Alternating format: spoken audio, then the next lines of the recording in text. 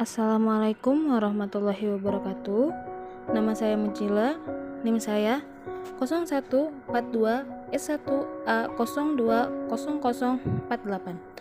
Saya mahasiswi STK IP Muhammadiyah Bogoraya dari Prodi Administrasi Pendidikan semester 3. Di sini saya akan menjelaskan tentang organisasi kantor dan konsep komunikasi kantor.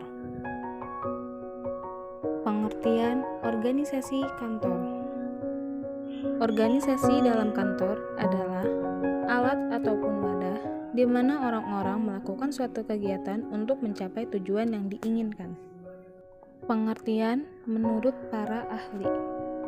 Menurut Kester A. Barnard 1938 dalam bukunya The Executive Function mengemukakan bahwa organisasi adalah sistem kerjasama antara dua orang atau lebih. Menurut James de Money mengatakan bahwa organisasi adalah setiap bentuk kerjasama untuk mencapai tujuan bersama. Menurut Dimox, organisasi adalah perpaduan secara sistematis daripada bagian-bagian yang sering ketergantungan atau berkaitan untuk membentuk suatu kesatuan yang bulat melalui kewenangan, koordinasi dan pengawasan dalam usaha mencapai tujuan yang telah ditentukan. Organisasi mencakup dua segi. Yang pertama, organisasi sebagai wadah lembaga atau kelompok fungsional ketika proses manajemen berlangsung. Kedua, organisasi sebagai wadah pembentukan.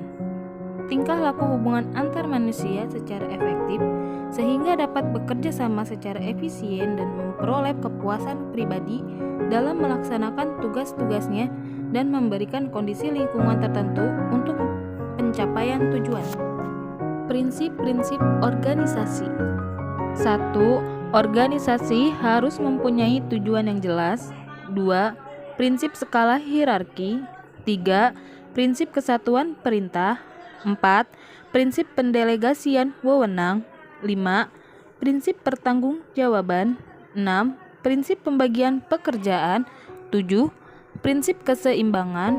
8. Prinsip fleksibilitas. 9. Prinsip kepemimpinan. Bentuk-bentuk organisasi. Organisasi ada dua bentuk pokok, yaitu 1. Bentuk tunggal. Bentuk ini biasanya terdapat pada organisasi yang masih sederhana. Pimpinan berada di satu orang, kekuasaan, pengawasan, dan tanggung jawab. 2. Bentuk komisi. Organisasi yang mempunyai pimpinan berupa sebuah dewan yang terdiri dari beberapa orang dan mempunyai tugas membuat peraturan atau pertimbangan. Berdasarkan sifatnya, organisasi dibagi menjadi dua. 1. Organisasi informal, yaitu keseluruhan hubungan serta interaksi perorangan dan penggolongan ke dalam kelompok yang lebih kecil dari anggota organisasi itu. 2. Organisasi formal, yaitu suatu bentuk perkumpulan yang dibentuk secara sadar dan mempunyai tujuan tertentu yang di dalamnya tercakup sistem kerjasama dari dua orang atau lebih. Contoh, partai politik, perkumpulan sosial, perusahaan, sekolah, dan lain-lain.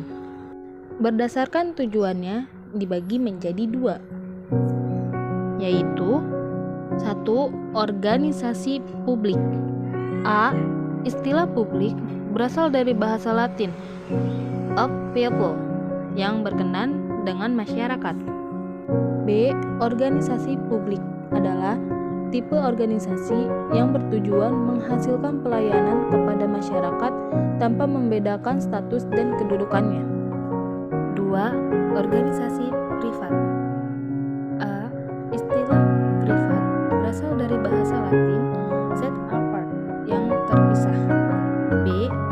Organisasi privat atau bisnis adalah organisasi yang ditunjukkan untuk menyediakan barang dan jasa kepada konsumen yang dibedakan dari kemampuannya membayar barang dan jasa tersebut sesuai dengan hukum pasar.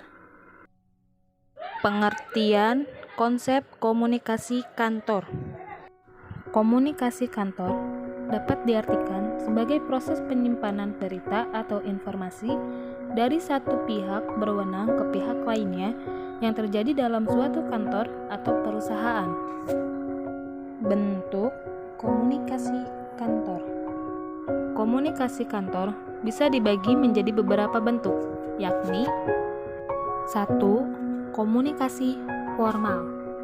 Komunikasi formal dirancang supaya kantor atau organisasi mudah dalam melakukan pertukaran informasi, baik secara vertikal, horizontal, ataupun diagonal. Komunikasi ini dilakukan sesuai dengan struktur hierarki dalam kantor yang telah direncanakan sebelumnya. 2. Komunikasi informal. Berbeda dengan komunikasi formal, bentuk komunikasi ini tidak mengandalkan susunan struktur hierarki, melainkan hubungan yang sifatnya lebih pribadi.